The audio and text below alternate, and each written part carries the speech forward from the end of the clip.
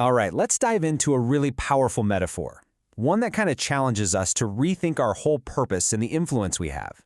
We're talking about being the salt and the light of the world. So, what does that actually mean? Let's break it down together.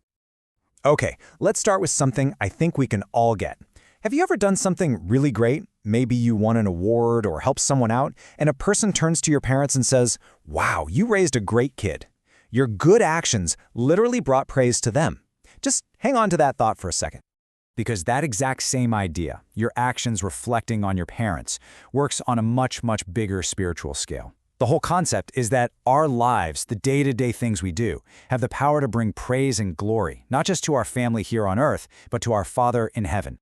And this verse from Matthew, man, it just gets right to the heart of it. It draws a straight line from our good deeds, that's the light we're shining, to other people seeing it and actually glorifying God because of it.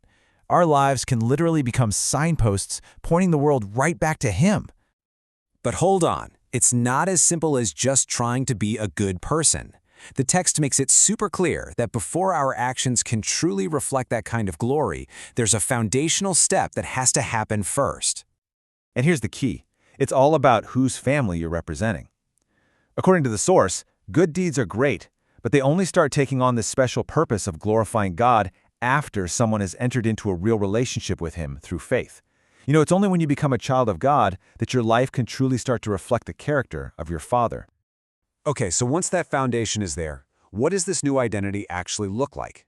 Well, Jesus gives us two powerful, everyday metaphors to explain our calling in the world. We are to be salt and we are to be light. Think of these as two sides of the same coin. Salt is all about who we are on the inside, our character, our integrity. It's the good we do that acts like a preservative in a decaying world.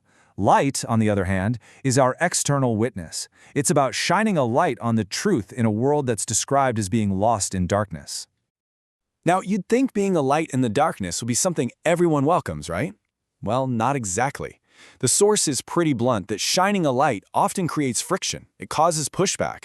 There's a real cost to shining bright. The reality is, when you decide to live the right way, especially when everyone around you isn't, you can expect to be misunderstood, maybe pushed aside, or even straight up mistreated for it. This personal story from the source is just a perfect example. A student group decides to start a campaign for academic honesty, a Don't Cheat campaign. You'd think that's a good thing, but the reaction they got was hostility. People were angry, saying, "Who do you think you are?" Why? Because the light of their honesty was exposing the darkness of what others were doing. And that's the absolute heart of persecution in this context. It's not just random suffering, it is a direct reaction. Light has a job to do. It reveals what's hiding in the shadows. And let's be real, people don't like having their flaws put on display. So instead of changing, they often just attack the light.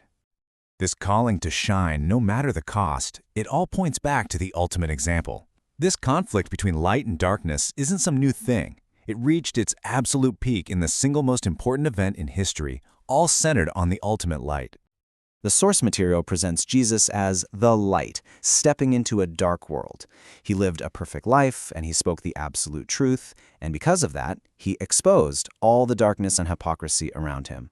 And for that, he was hated. That intense hatred is precisely what led him to the cross. But, and this is so important, his death wasn't a tragedy. It was his purpose. It was the greatest good deed imaginable, a completely selfless sacrifice to pay the price for our darkness and to shine a brilliant light on the one true path back to God. And now, for those who follow him, the call is to pick up that torch and reflect that very same light out into the world.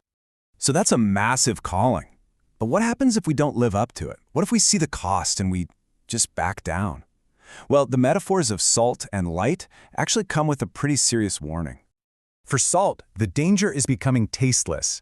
If we just conform and blend in with the world to avoid any kind of conflict, we lose the very thing that makes us distinct and useful.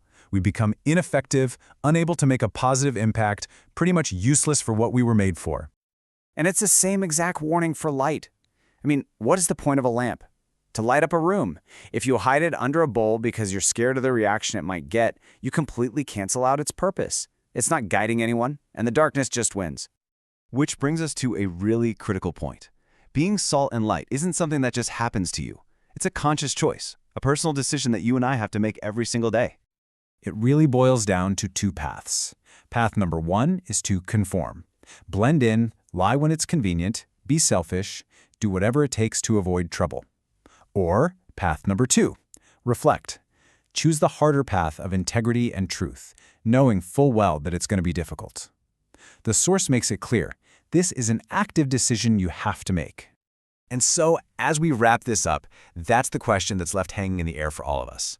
This isn't just some abstract idea. It's a deeply practical, personal challenge about how you are going to live your life, starting today. The potential is there. Your life can be a beacon that points people to God, but it takes courage. It isn't about being perfect. It's about making an intentional choice to live for something bigger than your own comfort. The decision to shine, that's yours to make. Hey, thank you so much for watching. Liking, subscribing, and leaving a comment is a huge encouragement for us as we work on our next video.